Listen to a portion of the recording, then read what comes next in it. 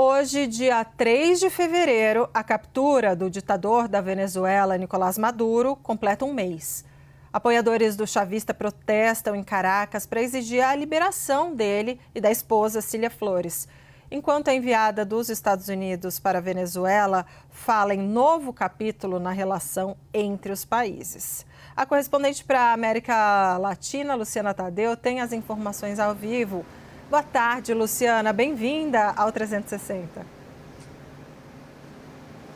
Oi, Débora. Boa tarde para você, para todos que nos acompanham. Pois é, um mês daquele sábado de notícias tão impressionantes, quando a capital, Caracas, foi atacada pelos Estados Unidos e houve ataques simultâneos a cidades próximas também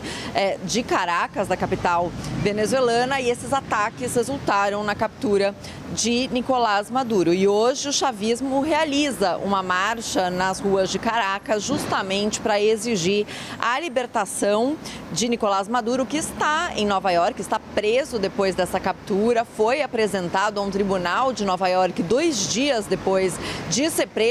pelos Estados Unidos e levado para Nova York, e se declarou inocente diante do juiz das acusações, as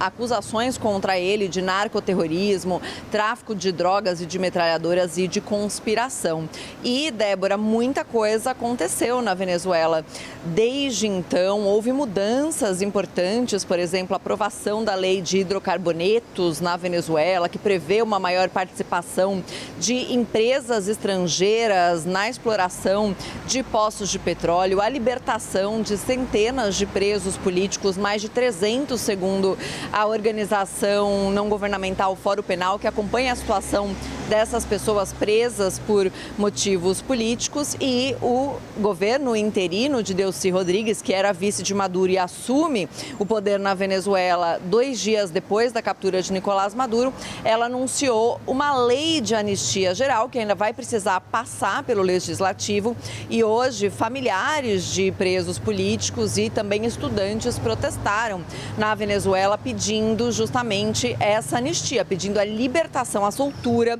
de presos políticos que, segundo a organização Fórum Penal, ainda passam de 600 na Venezuela. E outra mudança muito importante nesse mês que passou desde a captura de Nicolás Maduro é justamente essa intenção de restabelecimento dos laços diplomáticos com os Estados Unidos. Tanto a Venezuela diz que quer abrir uma representação diplomática novamente nos Estados Unidos, e os Estados Unidos já manifestaram também a intenção de reabrir a sua embaixada em Caracas. Essa embaixada que está fechada desde 2019, quando os dois países romperam relações após o reconhecimento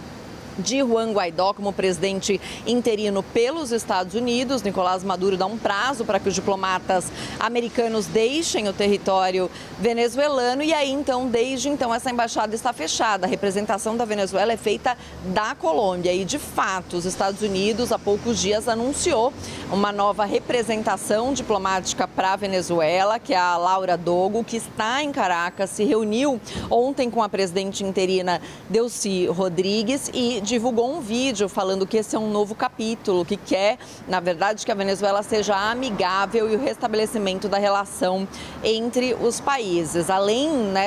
desse restabelecimento que parece estar se encaminhando para que Laura Dogu se estabeleça permanentemente na Venezuela, o governo de Delcy Rodrigues manifestou diversas vezes que é ele quem está mandando na Venezuela, porque no começo aí, após a captura de Nicolás Maduro, Donald Trump manifestou diversas vezes que era ele quem estava no comando e que ele quem controlava o petróleo venezuelano. De fato, os Estados Unidos estão no controle dos recursos da venda do petróleo, com contas abertas pelos Estados Unidos, e